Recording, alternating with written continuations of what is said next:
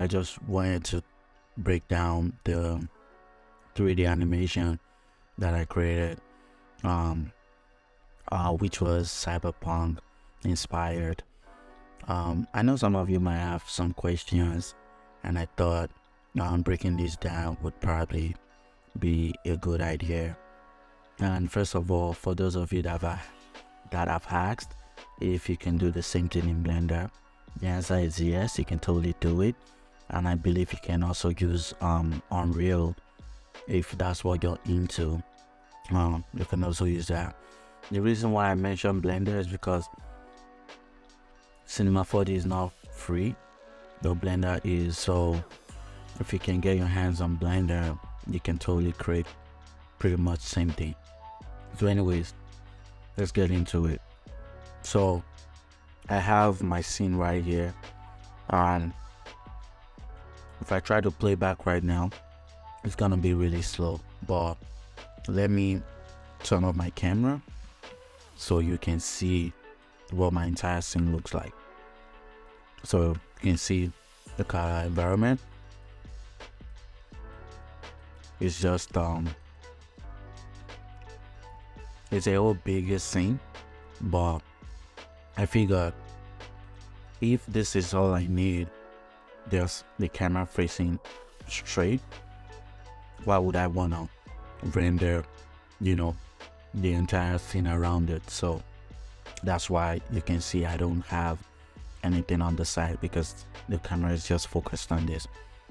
Because if not, your scene is gonna be so heavy that you'll just be killing your machine. So you don't want to do that. So with 3D, try to use as much as what you want, and that should be it. If there's any asset that you're not using, you might as well get rid of it.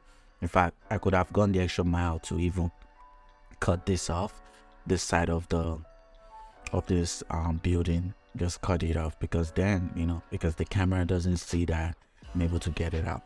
So anyways, you can always download 3D assets. And even with this whole AI thing going crazy everywhere, there's some website with AI where they can help you generate 3D models. So and there's also some other website where you can download 3D models for free, which is what I did, or what I like to do. But yeah, I didn't model this, so I can't really talk too much about it. I think the only thing I would say I did was I did animate this door. So I know you've seen the animation where the door keep opening and closing. I just animated like the position of the door to kind of, and I created this just to add this wire right here. I just wanted to add a little bit of detail, just so you can just see something, even though it's all blurred out. So that's what that is for. I just animated the rotation to kind of just move back and forth, and that's really it for the background. And every other thing was just putting stuff everywhere to just make the scene look a little bit messy. And the other thing that I did was, you can see here we have like some newspapers here, and if I turn off my wind and my cloner, you can see this is the actual papers. So with that, what I just did is I added a plane, which you can do, just had to come here and you just add a plane to your scene. And I just downloaded in Google Images. I just looked for like newspaper texture, and I just added them and just made them all like random sizes, and so we're not also look at, it's also like it's far from the camera, we can actually see what the paper is saying. So you're fine even if you just wanted to add whatever. But anyways, excuse me. But anyways, if I turn on my cloner, so I added all my papers into the cloner, and if I zoom out here, you can see all the papers that I have, and adding the wind to it, and just playing with the parameters of the wind. So you can see, yeah, I keyframe the wind with the wind speed, so it gets to a certain point where the wind kicks off and just pushes the start blowing the papers on that, and that's what you see in the final project, where once the camera comes up a little bit, then the papers start to like flow in. So yeah, that's it really with that. I'm not gonna talk too much on that. And let us go to our character. Actually, before our character, let's talk about the car. So for the cyberpunk car, I just went to a website that gives free 3D models, and sometimes you can also have to pay. It's called Sketch Fair, I believe. Where is it? Right here. Let us look for Sketch Fair. Okay, it's right here. So this website right here, if you go to explore, you can see downloadable. So under downloadable, see, all this is free. Can you imagine? So you can always download 3D characters, scenes, or whatever, depending on your project. So that's what I did. I got the car from here, and I brought it into my scene. Let us go back to our scene. And the other thing that I did with the car was I just kind of changed the colors a little bit, because the car came with like its own material. So I just kind of tweaked the material. I was gonna try to animate this, but for some reason the rotation just wasn't working. But I didn't want to waste too much time. I'm sure I could have figured it out, but I didn't want to waste too much time. I just needed the project gone. So yeah, and on the body of the car, I added some imperfections, so that I don't like it when your 3D object doesn't have some sort of like roughness. So I added some imperfections so that it's not just smooth, then it feels kind of plastic. I wanted it to look more real in a way. So yeah, I did that. And let's go to the character. So for the character, if I go to, let's see, this is my character here. I also got my character for free, and I think the website I got it from was CD Trader. CJ I said CD cgtrader.com. You can find characters for free. And what I did was, with my character, I exported it as I think FBX, and then I go to Mixamo. Mixamo, if you don't know what Mixamo is a website by Adobe that gives free animation. They help you rig your characters. So you can see my character here. So if I wanted to choose any of these animation, let me refresh. So this is my character. If I chose this animation, you can see it's now taking the attribute from this animation. Now it's applied it to my character. But for specifically, what I used was this one. Because I didn't want my character to move. I just wanted this kind of like hero shot where the character is kind of like calm, but really, the scene, I wanted it to feel like really epic. So I chose this, and as you can see, if I go closer to him, you can see how it's like breathing. It was just perfect for what I wanted it for. But anyways, so you render that, sorry, you don't render out, you just download it. So I download, and we'll go back to Cinema 4D, and there you have it. So now if I play my animation, you can see right there, so it goes from T-pose to the actual animation. And the reason why, you might be thinking, why is it going from T-pose to that? The reason why you always want your character in T-pose or A-pose is so that if you're passing it to someone that is gonna rig, it's easier for them to rig with, like, to rig the animation if it's in T-pose or A-pose. So just keep that in mind if you're gonna try to animate your character. So let us leave here and go to actually So from here now, I know I want my character to be wearing a dress or a cloth, whatever. So now this is where we introduce Marvelous Designer. So with Marvelous Designer, it's a cloth simulation program that you can bring your 3D model into, and you can put like fabric, like around it and all that. So like it's actually really good. If I play back here, you see I designed this attire for my character. So you can go crazy, and there's so many tutorials online for this Marvelous Designer. So if you can get your hands on it, cool. There's another one called Cloth 3D, I believe, and that's also good. So once I finish from Marvelous Designer, I save it out, then we go back to Cinema 4D. Now we can go see right here. Now I brought it back to Cinema 4D, have mine. So what you can do, you see how with this it still has all that, like it feels kind of pixelated in a way, because now you don't have enough subdivision surfaces on your cloth. And I mean, your cloth can be like this. So what we're gonna do here is we're gonna add a subdivision surface to help. So right here we're gonna add this. I'll bring the cloth parent into it, so do you see the difference? Let me turn it off and turn it back on. This is off, this is on, so you can see how it smoothens it out. So that's what you want.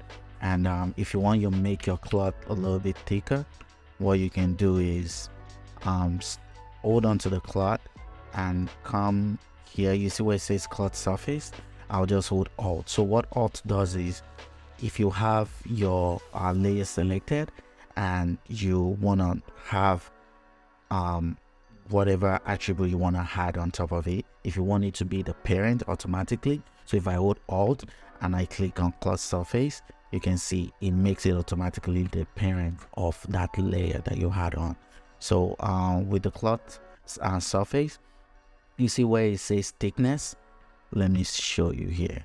So you can see how, let's see, you can see how flat, like, cloth ideally will still have some sort of, you can see here it still has a little bit of thickness, so we want to add that thickness to it. So with the thick, we're just gonna increase the thickness a little bit. Just watch. Actually, I'll increase it. Yeah, do you see the difference right there? So if I take out the cloth, do you see right there? Put it back on. I could even make it bigger. Yeah, do you see? So yeah, really up to you what you want, but mind you, these things will freaking slow down your render. So you can see right here. So yeah, I was just doing that for the purpose of testing. Sorry, to show you how you should use that. Well, anyways, now let us go back to our main scene here. So you can see I already have my my character on top of the car. So what I did was I put my character and my car, I put them into a null object so that they can be one file, so that then I can animate, because from the final scene you see that the car was coming from ground and like levitating up. So I just animated the position from down to up. And for the mask, I actually got the mask for free. So there's a website called Pixel Lab. If you've never heard of Pixel Lab, it's such a great website. They have, all this is free. They have some freebies. All you just got to do is sign up for their newsletter and you'll get all this for free. They have a ton of 3D models for free. They also like sell 3D assets. I knew about them when I literally started using 3D for the first time. Isn't that crazy? and it's been like 10 years now, and I'm still enjoying a lot of their free stuff. So yeah, check it out, and see what you can use from it. So like I said, I downloaded the mask from here, so, and I just brought it into my scene here, and I wore it on top of my character. So what else? Then in the final, you'll see that the card didn't have balance. It was kind of like a little bit rocky. So what I did is kind of added sort of what you called wiggle inside of After Effects, but for Cinema 4D, what is called is the vibration tag. So, sorry, the vibrate tag. So with the vibrate tag, you can mess with the rotation, the scale, and the position. So depending on that, but this thing can be really crazy, so you want to be mindful, but give it a try. So if you want to find your vibration tag, you just right click on your layer, and you go to animation tags. You can see vibrate. It's very sensitive, so you might want to be careful with that. And I don't know if I can think of anything else. As far as the light, I added like a actual sunlight because I'm using V-Ray renderer, and yeah, just messed with a little bit of some tweaking, and I also added a HDRI image to kind of help lighting, to give that night vibe slash, kind of like sunset. So yeah, that was it with Cinema 4D. Then I rendered it out. Then now we go to After Effects, where I can show you the final compositing. Yeah, so launching After Effects now. Let's see what we got there. By the way, I hope you guys are creating.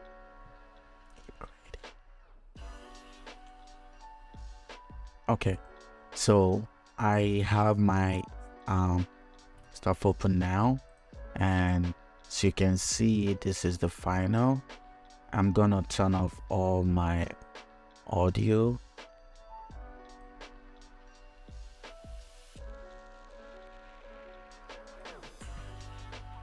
So let's play back. So if you can see that it has this like glow and like dreamy look to it.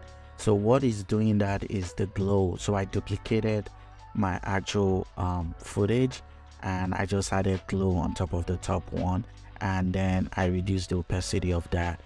And for, you might be wondering like, what is this this right here? So this is an external plugin, chromatic displacement.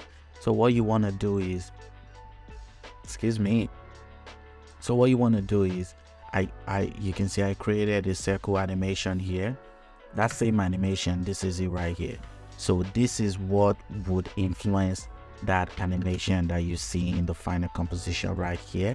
So all you just got to do is apply the chromatic displacement onto an adjustment layer. Be very careful. The first time I tried this, I applied the chromatic displacement. I mistakenly applied it directly onto my footage, and it crashed After Effects, and I was never able to now to open that project again, because it would just, that project would just keep crashing because After Effects couldn't handle it. That's crazy. So you want to be very careful with that. So apply it onto an adjustment layer and not directly on your footage. So anyways, here it's on the adjustment layer, as you can see, and then you want to change the displacement layer. You want to change it to where you create an animation. So in my case, it's the circle dot animation, and as you can see, circle dot animation. So it will take that same animation. So I just wanted to create something like, because I was doing kind of like a play forward and a playback, so like a reverse. So I thought like, man, I would need something in the middle to kind of ignite that animation to like roll back. So this was what I kind of thought of. So yeah, and there you have it. And for the sound, so I'm gonna turn off the main sound so you guys can hear the you can hear the sound build up.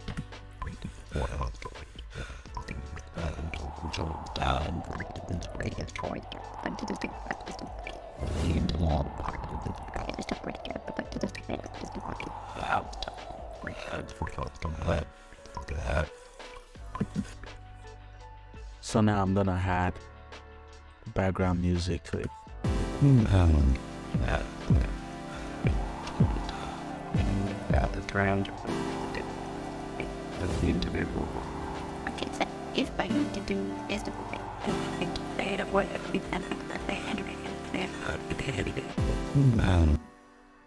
there you have it.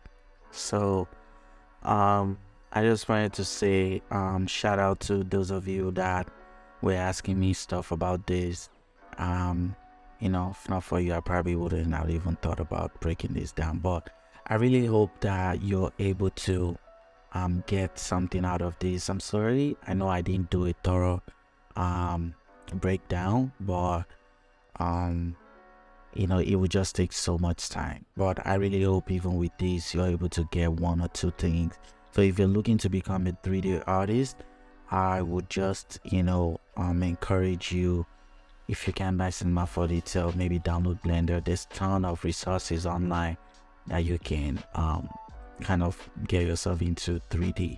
I mean, all this you see, I can say more than enough. Like, I learned it by myself just watching YouTube videos, so you can do the same. And I'll stop talking, and I'll catch you in the next video.